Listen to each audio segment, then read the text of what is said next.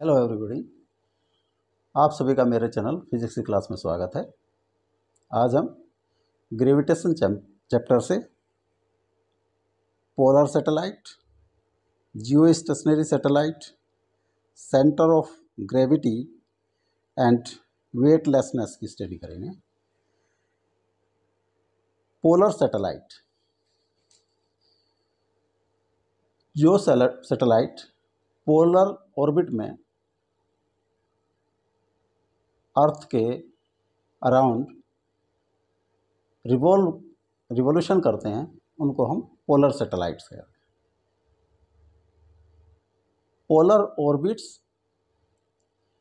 Equatorial plane के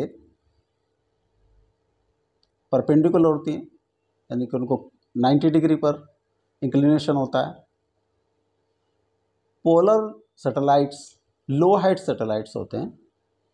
इनकी earth surface से हाइट 500 किलोमीटर टू 800 किलोमीटर होती है। एक पोलर सैटेलाइट का रिवॉल्विंग टाइम या टाइम पीरियड अप्रोक्सीमेटली 100 मिनट्स होता है। इस तरह से पोलर सैटेलाइट्स एक दिन में अर्थ के कई रिवॉल्यूशन कर लेते हैं। इन सैटेलाइट्स पर कैमरेज लगे होते हैं। उन कैमरा से हम अर्थ की फ़ोटो लेते हैं। इन सैटेलाइट्स का यूज़ जो क्लाउड्स हैं, क्लाउड्स की इमेजेस लेने में, जो एटमॉस्फेरिक इमेजेस लेने में, जो ओजोन लेयर है उसकी इमेज लेने में किया जाता है, और जो ओजोन हॉल एट अंटार्कटिका उसकी स्टडी में किया जाता है। इसके जो रिजल्ट्स, जो ऑब्जर्वेशन ली जाती हैं, वो रिमोट सेंसिंग में और मेट्रोलॉजिकल स्टडी में और इन्वायरमेंटल स्टडी में यूजफुल होती हैं। तो polar satellite is a satellite that revolve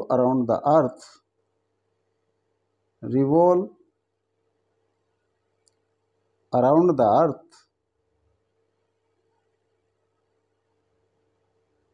in polar orbit. Polar orbit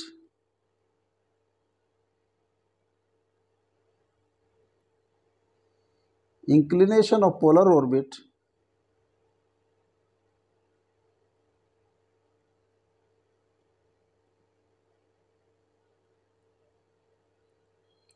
with equatorial plane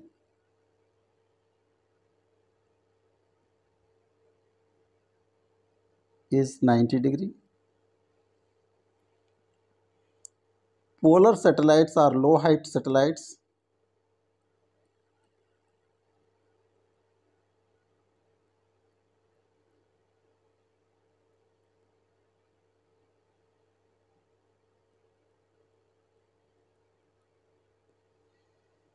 Height is height above Earth surface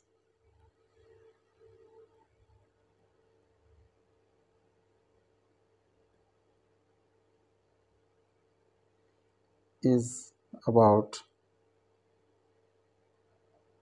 500 kilometer to 800 kilometer.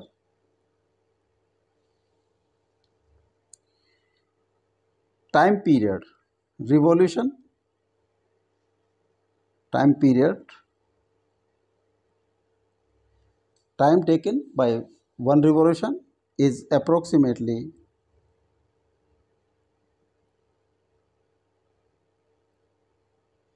100 minutes.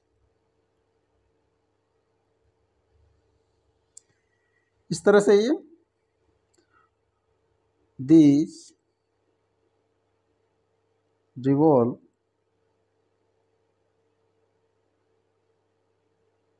around Earth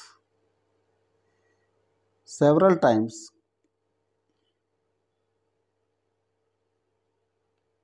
in a day.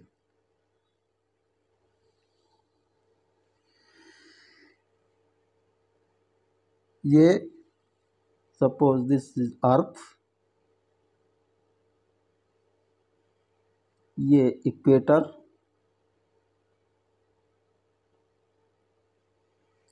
this is equatorial plane.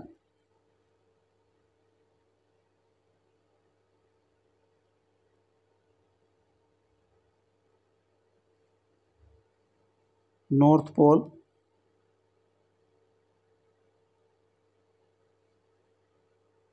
South Pole.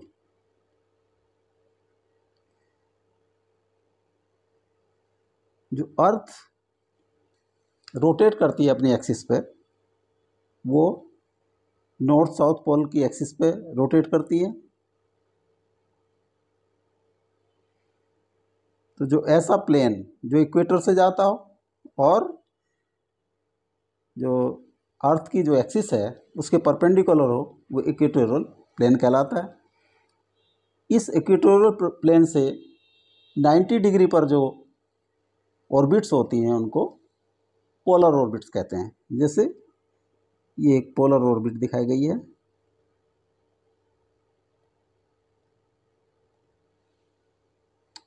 इस polar orbit में जो polar satellite होते हैं वो revolve करते हैं। अलग अलग ऑर्बिट में अलग अलग सैटेलाइट होते हैं। इन सैटेलाइट्स पर कैमरास लगे होते हैं। इनका यूज़ जो है, ये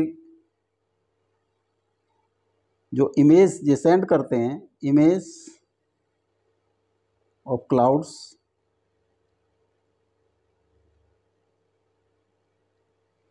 एटमॉस्फेयर,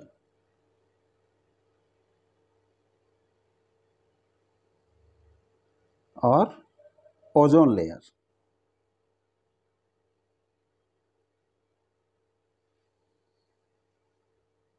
जो हम स्टडी करते हैं, जो ओजोन लेयर होल है, होल ओजोन होल,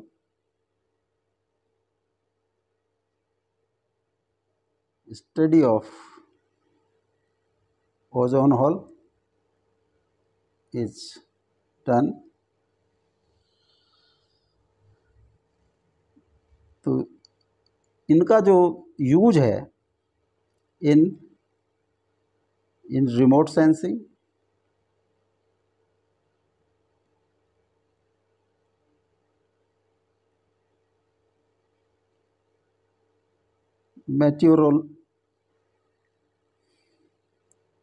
मेटीरियोलॉजी स्टडीज और एनवायरमेंटल स्टडीज।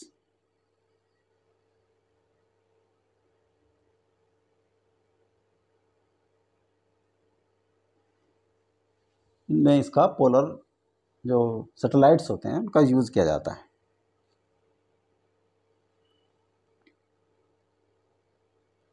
मेटीरियोलॉजी।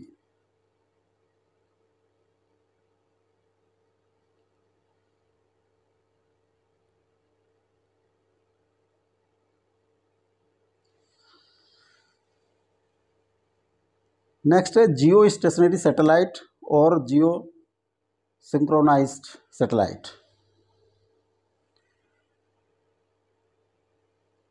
जो जियो स्टेशनरी सैटेलाइट वो सैटेलाइट हैं, अगर कोई ऑब्जर्वर अर्थ पे खड़ा है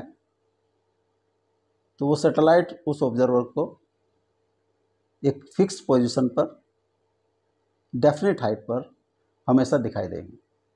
तो इस तरह के सैटेलाइट को हम जियो स्टेशनरी सैटेलाइट कहते हैं, क्योंकि वो जो ऑब्जर्वर को स्थिर अवस्था में ही दिखाई दे रहा है, इसलिए उसको जो हम जियो स्टेशनरी कहते हैं। जियो स्टेशनरी सैटेलाइट का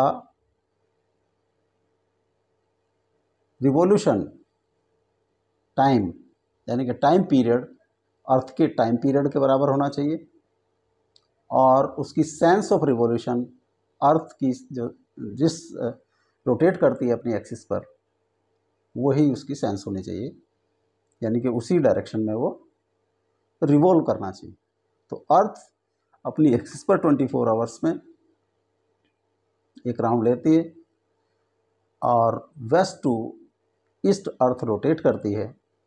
इट मीन्स कि जियो स्टेशनरी सैटेलाइट भी का भी टाइम पीरियड 24 आवर्स है, और उसकी जो मोशन है वो भी वेस्ट टू ईस्ट है, तभी वो स्टेशनरी दिखाई दे सकता है। जैसे ये अर्थ, ये नॉर्थ पोल है, ये साउथ पोल है, ये इस एक्सिस पर वो अर्थ जो है रोटेट करती है। This is earth. ये equator, this is equatorial plane.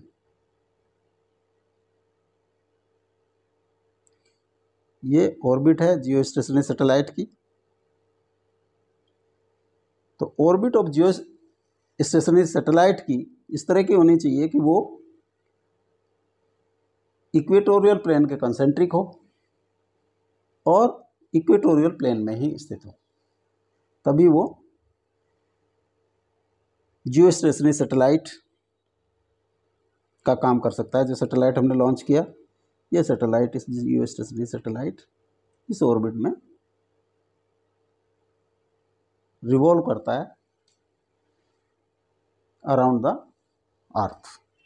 तो इसका टाइम पीरियड जो होता है, टाइम पीरियड सिंक्रोनाइज इसको इसलिए कहते हैं क्योंकि ये अर्थ की से सिंक्रोनाइज्ड होता है।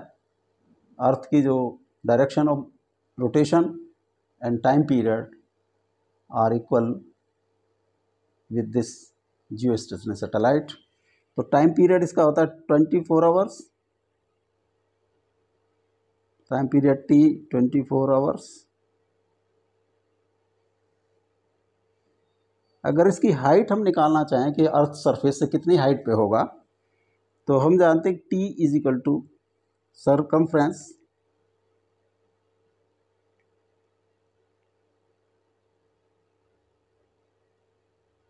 Upon speed of satellite. Circumference अगर इसकी r रेडियस है ऑर्बिट की, तो सरकमफ्रेंस होगी 2πr, और स्पीड है v।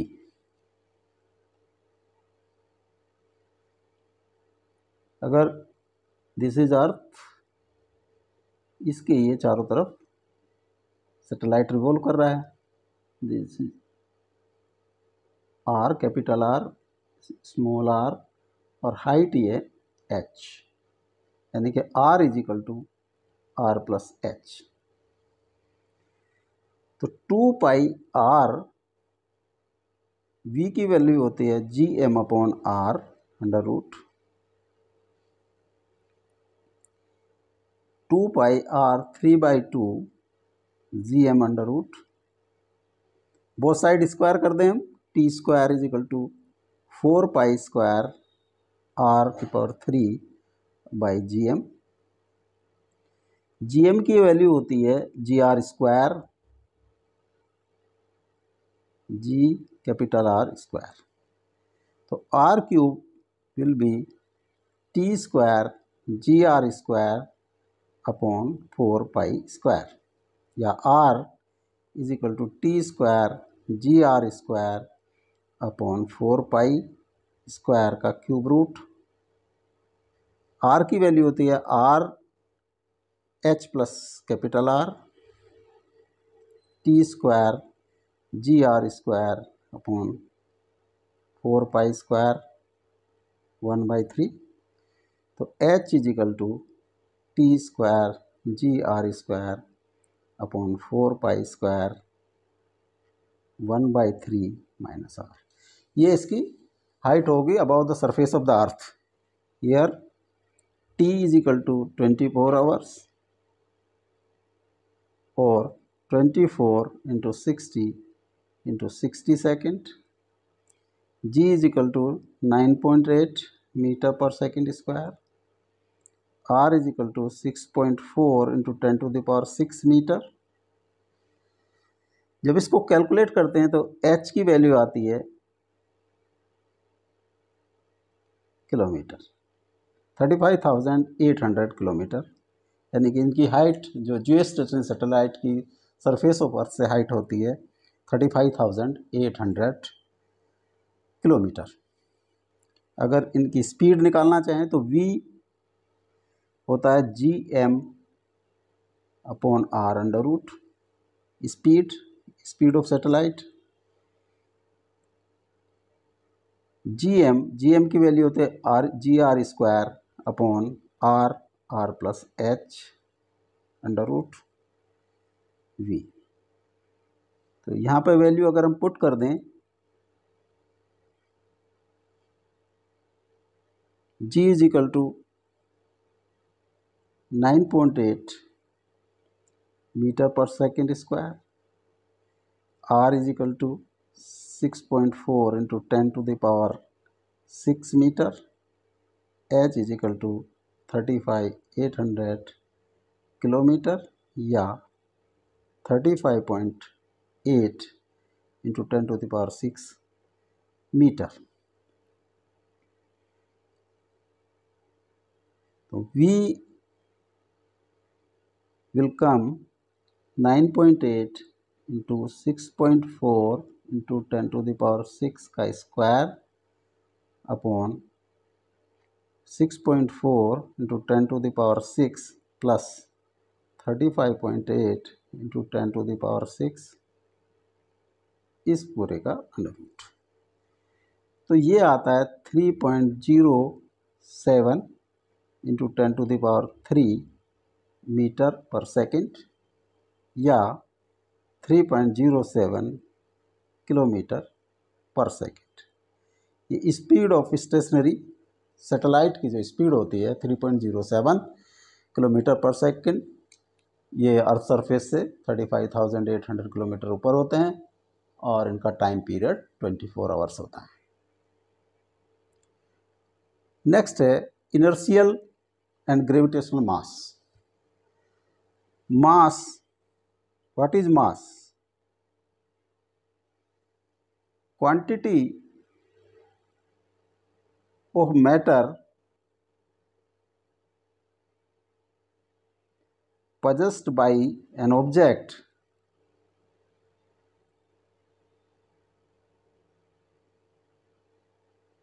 is called its mass.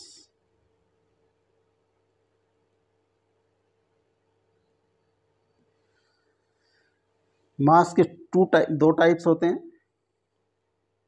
Two types of mass. Number 1 है inertial mass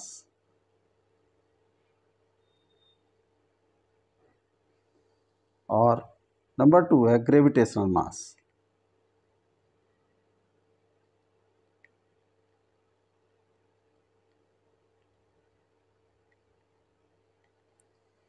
inertial mass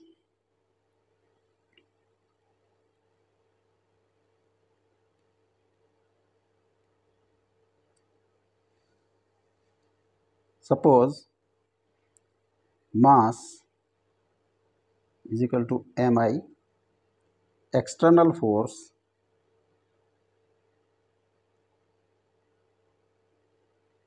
is equal to f, acceleration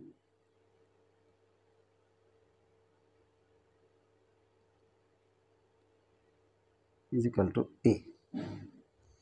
तो हम जानते हैं कि external force is equal to mass into acceleration या inertial mass is equal to f upon a। If a is equal to 1 unit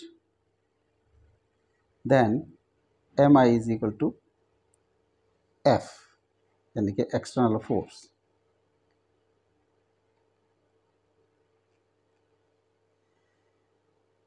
तो inertial mass of a body is equal to external force if this external force accelerate it with 1 unit acceleration. अगर 1 unit का acceleration है तो जो उसके external force, जितनी force लगानी होगी एक यूनिट एक्सेलरेशन किसी बॉडी में प्रोवाइड करने के लिए, वो उसका इनर्शियल मास कहलाता है। नेक्स्ट है gravitational mass.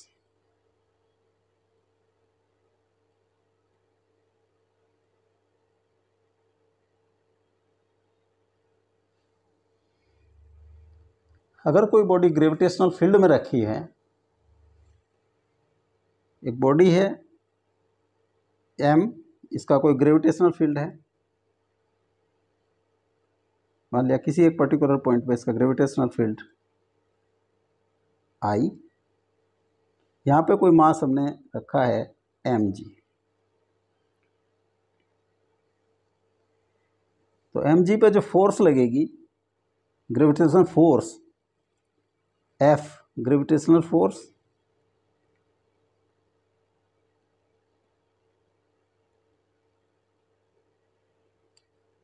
Force on mg मास,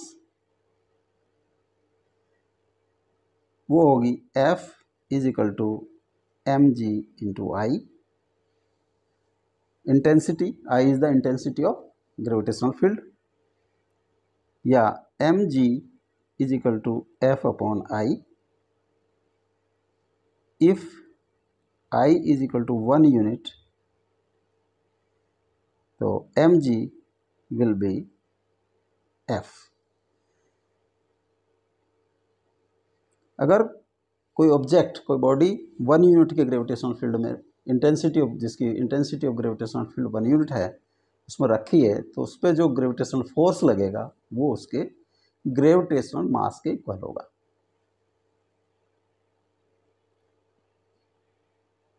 अब सेंटर ऑफ ग्रेविटी, किसी ग्रेविटेशनल फोर्स, ग्रेविटेशनल फील्ड में अगर कोई ऑब्जेक्ट रखा है, उस पर जो ग्रेविटेशनल फोर्स लगी है, वो नेट फोर्स जिस पॉइंट पर लगी होती है, रिजल्टेंट जिसका जिस पॉइंट पर होता है, वो पॉइंट उसका सेंटर ऑफ ग्रेविटी कहलाता है। अगर सेंटर, उसके जो बॉडी के बहुत सारे पार्टिकल से बनी है, हर पार्टिकल पर ग्रेविटेशनल फोर्स लगी है, तो उनका ग्रेविटेशनल फोर्स का जो रिजल्टेंट एक पॉइंट पर हम एज्यूम कर सकते हैं कि यहाँ पे उसका सेम इफेक्ट होगा, जो अलग अलग पॉइंट पे हम एज्यूम करें, तो उस पॉइंट को हम ग्रेविटेशनल सेंटर ऑफ ग्रेविटी कहते हैं। मान लिया एक ग्रेविटेशनल फील्ड है जिसकी एक इंटेंसिटी है, इस पर कोई भी ऑब्जेक्ट किसी भी साइज का रखा है, ये ऑब्जेक्ट है, इसके पार्टिकल्स हैं 1 2 3 एंड सो ऑन, बहुत सारे पार्टिकल्स पे बना है। अगर ये ग्रेविटेशनल, इस पर ग्रेविटेशनल फोर्स लगेगी, अगर इसकी डायरेक्शन इस तरफ को है तो ये ग्रेविटेशन सब पे लगेगी इस तरह से, तो इनका रिजल्टेंट जो होगा, जिस पर हम एज्यूम कर सकते हैं कि रिजल्टेंट का वही इफेक्ट होगा। अगर दिस पॉइंट, मान लिया suppose this is resultant point, तो this is called centre of gravity. जिस तरह सेंटर ऑफ मास, जहाँ उसका मास हम एज्यूम कर सकते हैं कि वहाँ पे टोटल मास एक्ट कर रहा है, उसी तरह से जो रिजल्टेंट ग्रेविटेशन फोर्स जहाँ एक्ट करते हुए हम एज्यूम कर सकते हैं, उस पॉइंट को हम सेंटर ऑफ ग्रेविटी कहते हैं। अब सेंटर ऑफ ग्रेविटी और सेंटर ऑफ मास, ये एक दूसरे पर कॉन्साइड कर सकते हैं और नहीं भी कर सकते हैं। यानी कि centre of gravity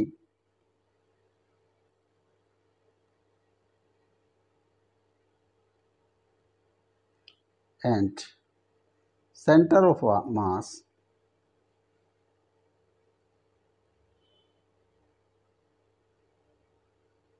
may or may not, कर भी सकते हैं और नहीं भी कर सकते, कॉन्साइड।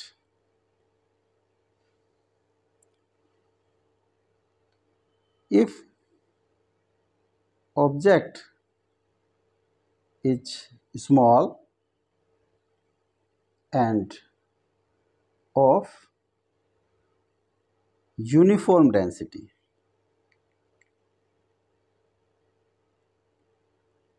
यदि ऑब्जेक्ट छोटा है और यूनिफॉर्म डेंसिटी का बना है तो centre of mass and centre of gravity will coincide.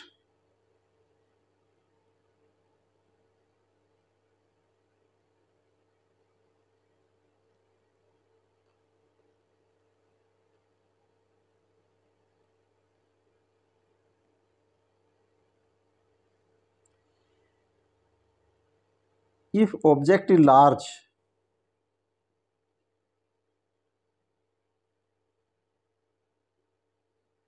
and of non-uniform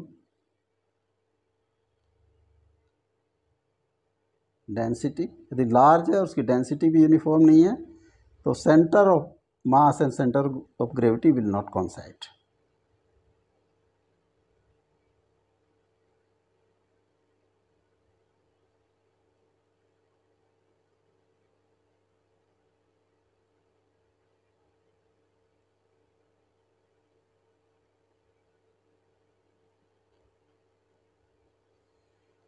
अगर इरेगुलर शेप का है, if object is of irregular shape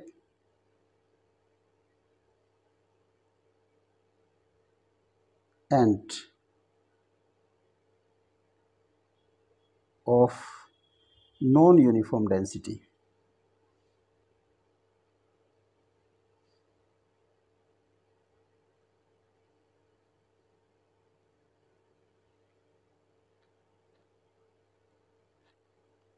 center of mass and center of gravity will not coincide.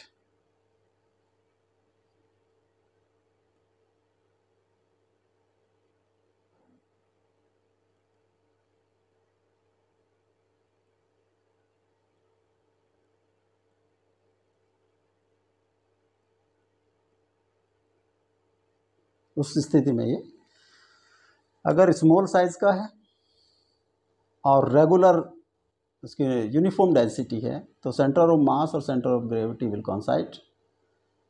अगर large size का object है और non uniform density का है तो centre of mass and centre of gravity will not coincide. अगर irregular shape का है और नॉन यूनिफॉर्म डेंसिटी का है कोई ऑब्जेक्ट तो उसके भी सेंटर ऑफ मास और centre of gravity will not coincide.